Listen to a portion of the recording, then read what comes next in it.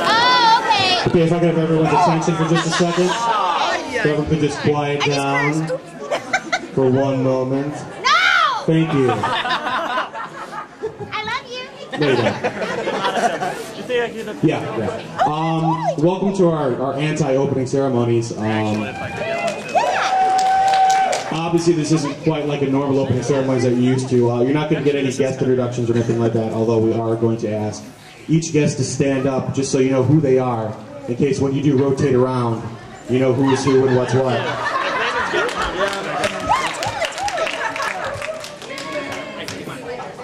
I have to look at Use my camera. Yeah, I'm going to pick it up. Okay, so when I call your name, just stand up and just say hello for a quick sec, y'all. Greg Ayers, who is right back there. Mr. Steve Bennett, who's right over there. Mr. Scott McNeil, who's back with a hat, right back there. Mr. Doug Smith, who should be right over there. Mr. Pete Burgess, who should be in the corner right over there.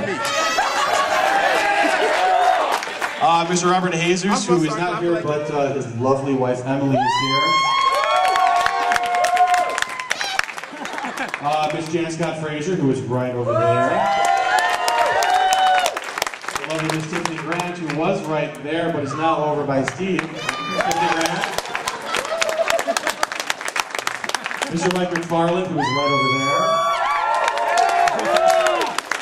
I don't think is Bruce Lewis here? Is he here?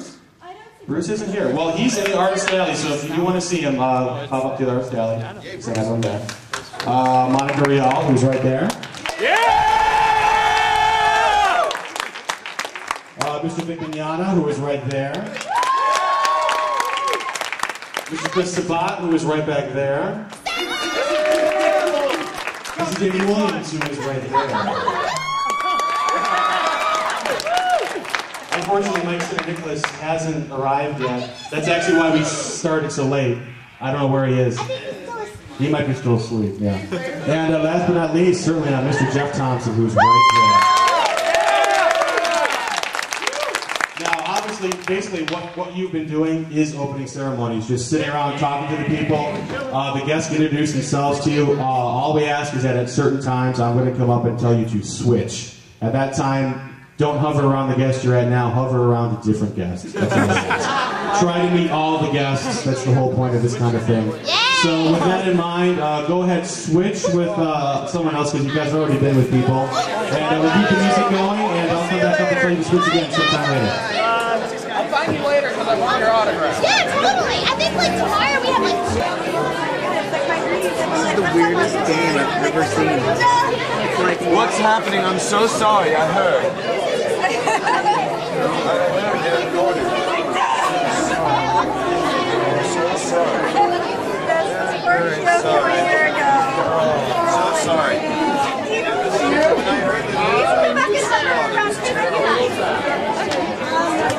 Guys, just to not cover where there's a full load, go over other places. I just came from other places. Okay. Well, I got That was my favorite thing I ever Disgraced Canada. We did not lose. Let us not forget the War of 1812 as well. There was a food fight. They called it the War of 1812, but it basically wasn't an actual food fight, and it was the only war that the U.S. lost. I have only one thing to comment, though, upon checking your resume at one point. Oh dear. You played Jesus? Kind of ironic, isn't it? What was this? I did a couple of things. I played Pharaoh to Charlton Heston's Moses in an animated Ten Commandments. And then I played Jesus to his Judah Ben-Hur in an animated. It was the weirdest thing working with him, because everybody I know does Charlton Heston. Who's your God now? And I just walk into the booth, and I'm in there, and I can hear this thing, and I'm like, wow, that's a great Heston. Oh! You know, and whatever you think of his politics, he's still Charlton Heston. So.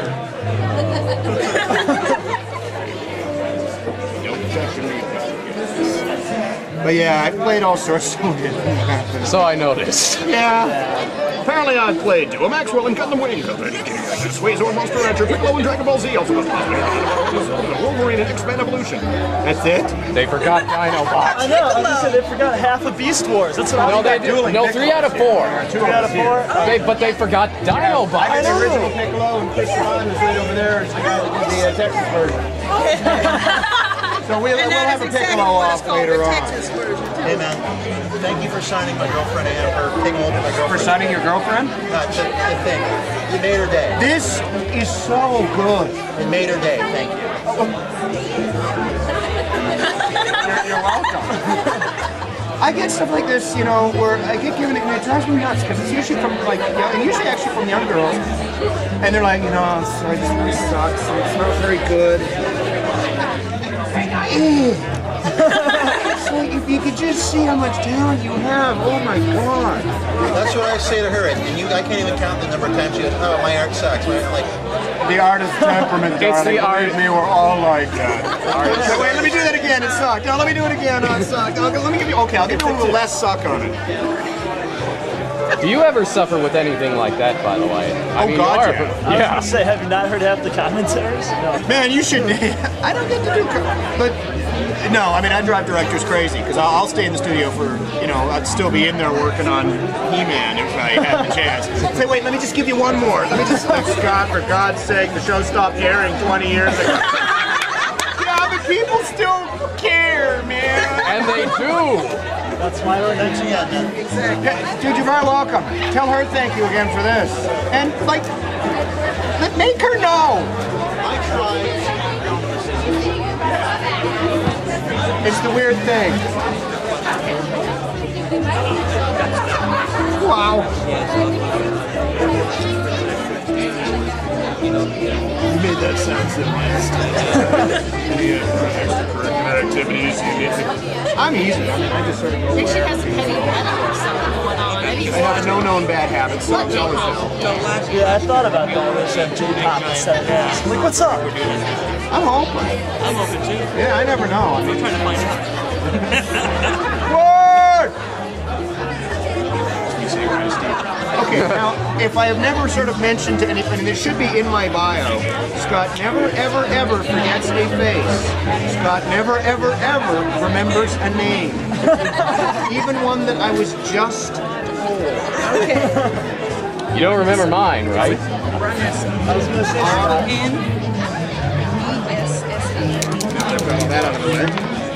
Honestly, it's weird. I don't know what it is, whether it's just another one of my odd mental defects or a piece of my brain missing or whatever. But I have no retention. I'll go to a place I haven't been in like 6-7 years and go like, hey, and people are like, you remember? I'm like, totally. I remember everything about you except your name. Anybody want my return ticket? Because I think I like it here.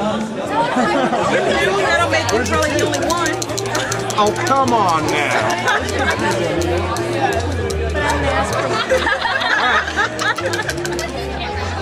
My big pen seems to be tacking out on me. So, while we're all sitting here waiting for my pen to come out. Okay, guys, I think it's time to switch. I notice there's a lot of people over there, and there's no love going on over here. So I want all these people that are over here, come over here and start giving the love to Tiffany and Emily and Jeff over here. But he's very ecologically minded, so he only wants to use environmentally friendly methods like no fossil fuel. So he tries things like using a really big slingshot or carbonation by using Ramune and then like shaking up the ship to like fire it off into space. And but then the really funny thing is also that he doesn't want to use like a calculator or a computer to figure any of that stuff out. So he uses a slide rule. If anybody here is even old enough to know what a slide rule is, but that's like what we had before calculators. I had one too. But it's like a ruler and you calculate anyway. So he has, and the measurements that he uses are like these very archaic Japanese methods that no one has used in 150 years. Like, so people are trying to say this weighs such and such kilograms. Like, how many koku does it weigh? You know, so everything is in these old forms of measurement, and you know, he doesn't want to talk about anything kilograms and meters and like what normal scientists would do. It's really funny. And so what he recruits to be these astronauts is this girl singing group, this pop group. And they're going to be the first group to sing on the moon. That's the idea. And they have this manager who's very much like Nabashin from Excel Saga. And he is the one who kind of ropes them into being these astronauts, and they don't even really know what they're getting into. And as the rocket, they're like in the rocket for the first experiment, and my character, Dr. Skuno, is like, so do these girls have any astronaut training? And the manager's like, if that's what you need, then yes, they do. I know there's a mini cosplay. So I don't know, it's a really funny show. It's just a 12-episode show, but I loved it. It was fantastic. I was wondering if you wanted us to stop after the It was a funny show. It's very, very wacky, crazy.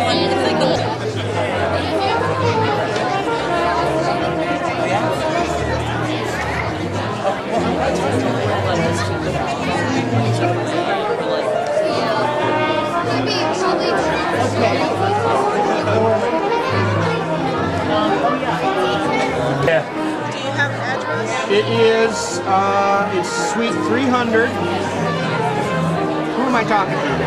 You're talking to her friend. She was sick and couldn't come. I got little things that tell you. This is amazing.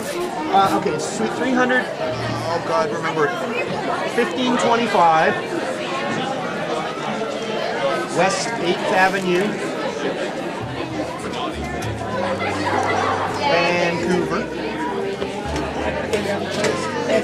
Well, actually, I cannot remember the postal code though. It's like B6. If you know how to.